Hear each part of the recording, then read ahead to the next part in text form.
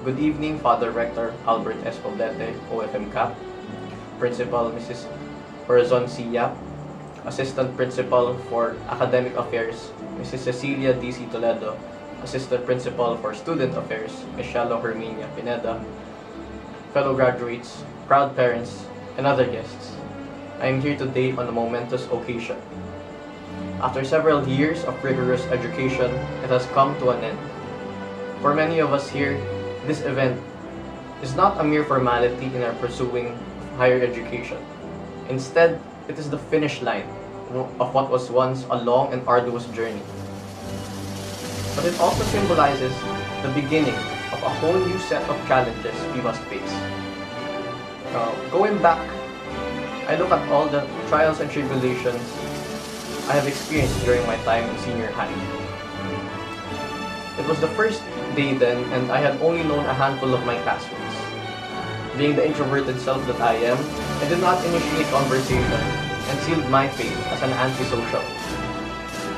But through time, I grew close towards them. I became familiar with the class's antics and the distinct personalities each one of us had. Change was something greatly present when we entered in senior high.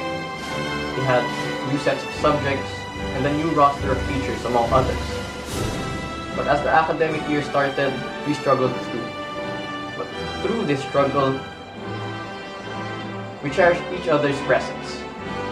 Whenever we would have a difficult lesson, we would always ask our smartest in class. Whenever we would have a group skit or a presentation, we would rely on our class clowns and jokers to entertain the audience. We filled each other's weaknesses with our own strengths. We grew together as one unit, ready to take on the challenges the school year would throw at us. However, it was not all pleasures and pageantries with this class. There were times of adversity and internal conflict within. There were times when our noise got too much and we would be scolded by our kindest of teachers. There were times when we fought with each other and reached to the point that we grew seeds of apathy towards each other. But as the year went, these problems passed, and like all wounds, they healed.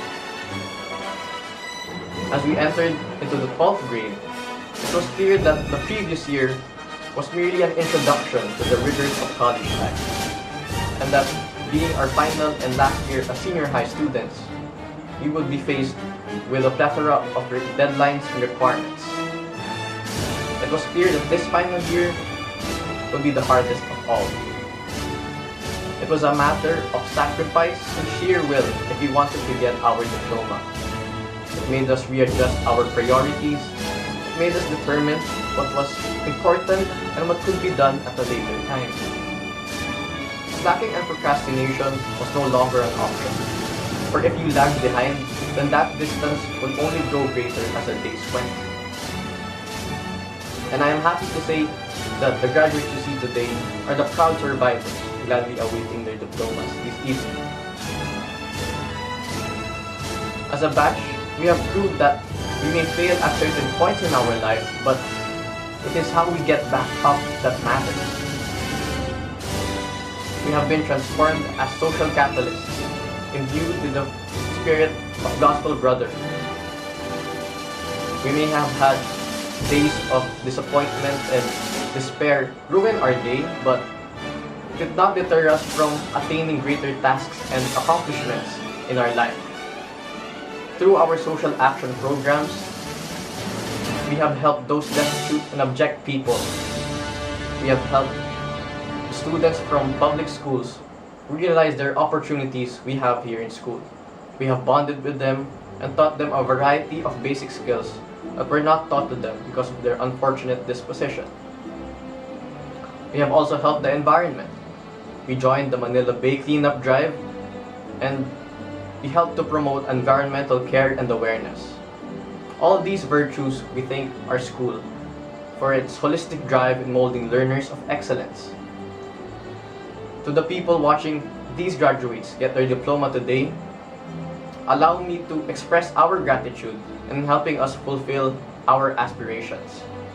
To the teachers here today, Thank you for not only teaching us lessons in your subjects, but rather lessons for life.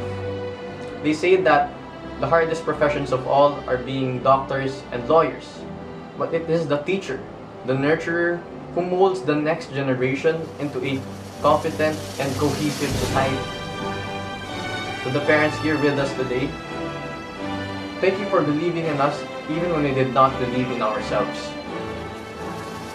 Besides providing basic necessities for our survival, you also provide us unconditional love, even at times when we fight with you, and even at times when we question and challenge your judgment for us.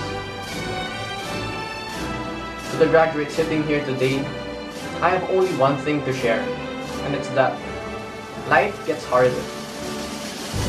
The difficulties we have experienced in senior high are mere trifles compared to the complexities of life.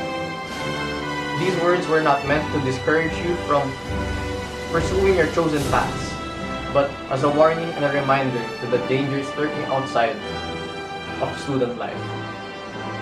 You will experience failure. You will undergo disappointments. You will question yourself and the God above. But we must remember that there is no need for despair, no room for fear, and no place for self-pity. We must remember that we can only overcome these challenges if we have a rigorous work ethic and through fervent prayer and the courage to brave on to the unknown. But today, in this moment, let us enjoy and bask in the fruits of our labor. Good evening, Box and